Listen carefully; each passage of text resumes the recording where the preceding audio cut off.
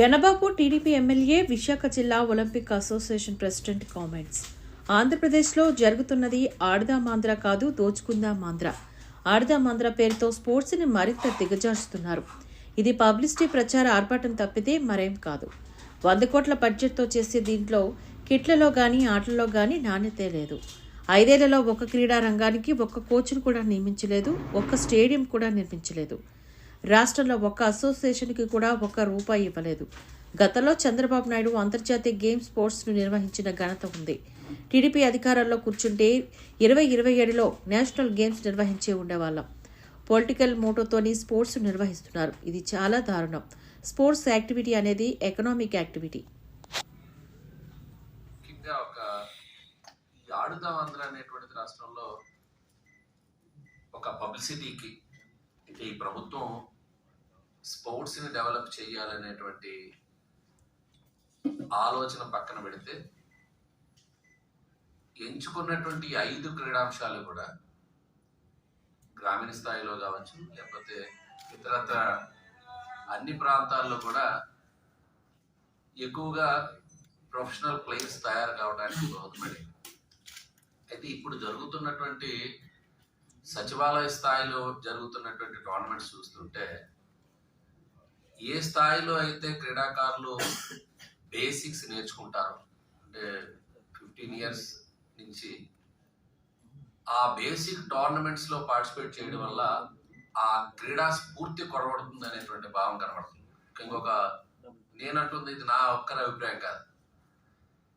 ఈ స్పోర్ట్స్ అనేటువంటి డెవలప్ అవటంలో ముఖ్య భూమిక అనేటువంటిది క్రీడా సంఘాలు, క్రీడా సమాఖ్యలు, జిల్లా సంఘాలు, అదేవిధంగా స్పోర్ట్స్ అథారిటీస్ గవర్నమెంట్ సైడ్ నుంచి వీళ్ళందరి పర్యవేక్షణలో డెవలప్ అవుతూ ఉంటాయి. ఈ రోజు చూస్తే రెఫరీస్ దారిని పోయే వాళ్ళు రెఫరీస్ గా తయారైనారు. అంటే టోర్నమెంట్ జరిపించడానికి ఆడే క్రీడాకారులు కూడా ఏజ్ లిమిట్స్ లేదు. 15 ఏళ్ల ఆటగాడు 40 ఏళ్ల వాళ్ళతో, అంటే సీనియర్స్ తో కూడా తలపడేటువంటి పరిస్థితి. అంటే దేనికి క్రీడలు పెట్టారు అనేటువంటిది చూస్తే కేవలం ఇది పబ్లిసిటీకి సంబంధించినటువంటి ప్రచారార్భాటంగా కనబడుతుంది తప్ప ఇంకా లోతుగా వెళ్తే అసలు ఆ కిట్స్ చూస్తే, క్రికెట్ కిట్స్ లో బ్యాట్స్ చూసినా అవి ఎక్కడికక్కడ ఇరిగిపోతా ఉన్నాయి. ఒకవైపు బాల్స్ చూసినా ఆ వాలీబాల్ పైన నివ్యా ఉంటుంది, డూప్లికేట్ బాల్స్ వచ్చినాయి. ఈరోజు టోటల్ కిట్స్ అనేటువంటి నాసి రకం కిట్స్ తో ఆడుదాం ఆంధ్ర కాదు, ఇది దోచుకుందాం ఆంధ్ర లాగా 100 కోట్ల బడ్జెట్ పెడితే ఒక పర్మనెంట్ ఇన్ఫ్రాస్ట్రక్చర్ జిల్లాకు 10 కోట్లు ఇచ్చినా చక్కటి స్టేడియాస్ మన రాష్ట్రంలో వచ్చేవి. ఎందుకంటే ఎక్కడైనా ప్లేయర్స్ తయారు కావాలంటే ఇన్ఫ్రాస్ట్రక్చర్ మెయిన్.